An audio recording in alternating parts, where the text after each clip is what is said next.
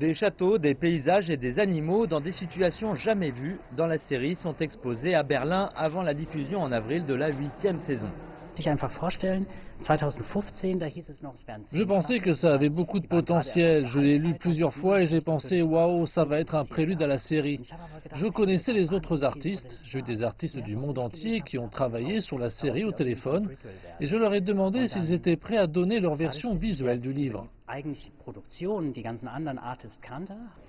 Les fans viennent d'aussi loin que la Bolivie ou l'Espagne pour l'ouverture de l'exposition mercredi qui est basée sur le livre qui décrit les origines du continent fantastique créé par Martin dans la série A Song of Ice and Fire.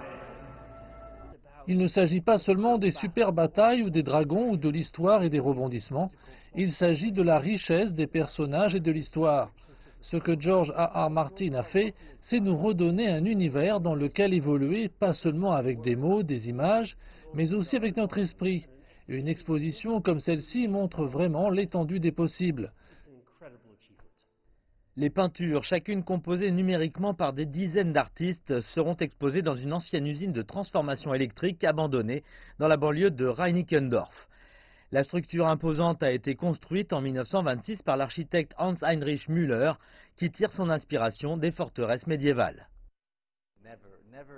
Nous n'aurions jamais, au grand jamais, imaginé que ça arriverait. Quand nous en avons entendu parler, nous étions émerveillés. Qui sont ces Allemands fous qui font ça? Nous sommes très heureux que ces gens soient si fous et si talentueux. Ils nous inspirent beaucoup dans notre travail. C'est un grand bonheur.